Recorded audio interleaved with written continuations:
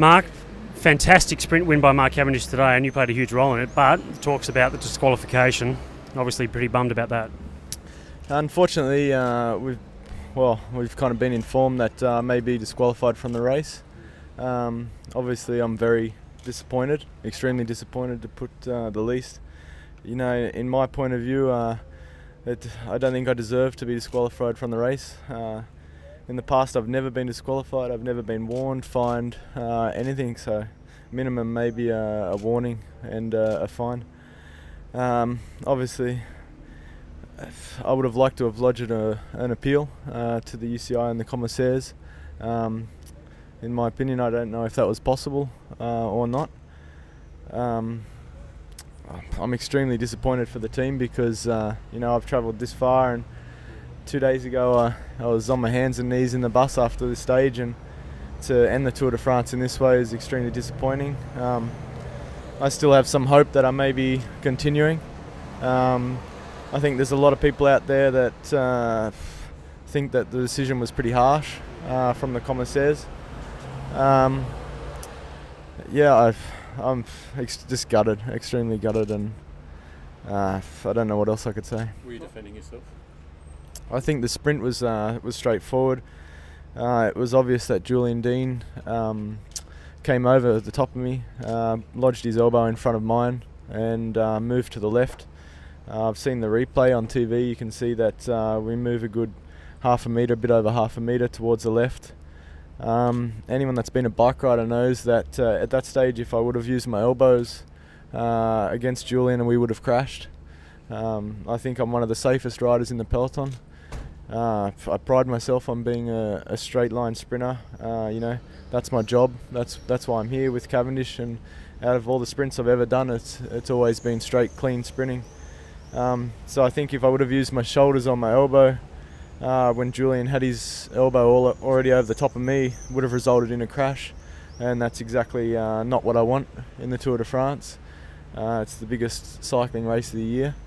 Obviously it probably looks a little bit over the top for the person that doesn't know cycling, but you know, if I didn't use my head to hold myself upright and to keep the weight coming from the left to the right once Julian hit me, I think it would have resulted in a huge crash.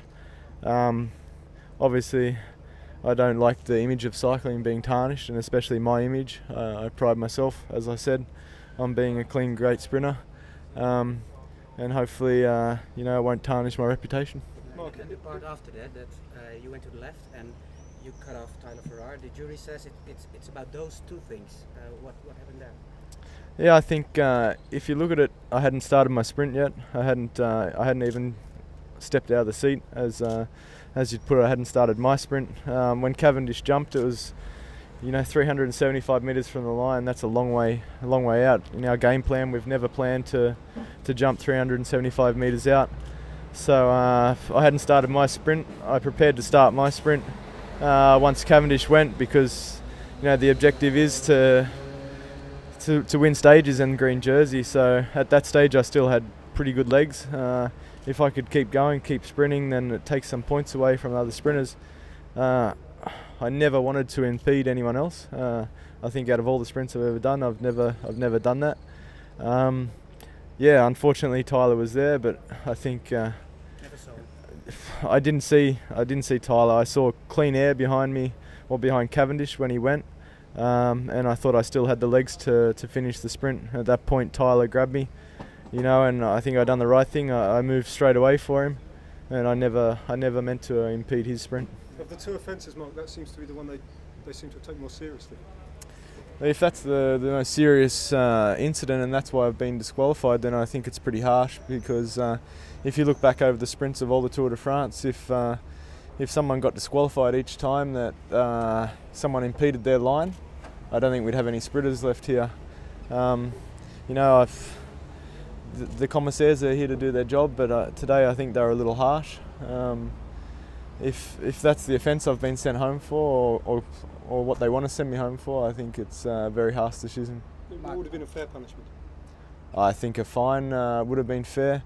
I think we saw what happened a few days ago with two riders after the finish line. You know, none of the riders here want a bad image for cycling. It's the Tour de France. It's a global race. Everyone watches this, so we want a good image. I think it would have been fair to place me at the back of the peloton, to give me a fine and maybe a warning.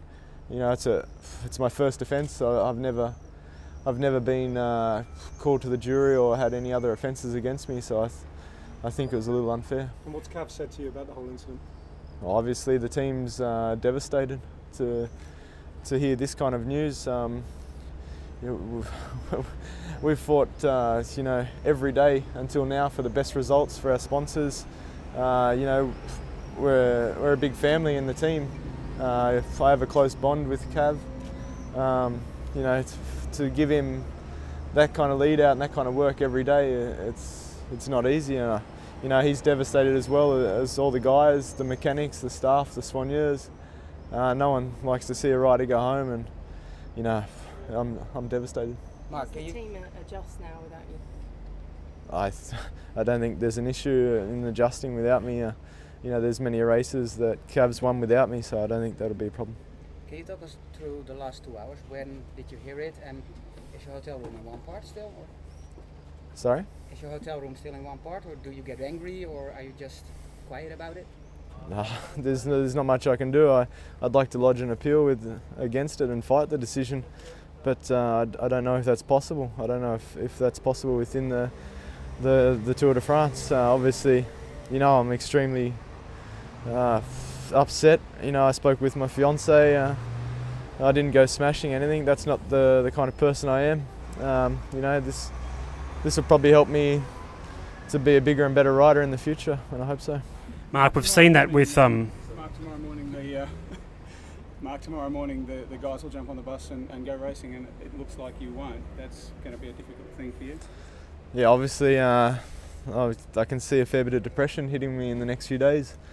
You know, no one likes to leave the Tour de France before the Champs-Élysées, and yeah, I wanted to repeat my performance there last year, so obviously I'm going to be pretty upset the next few days.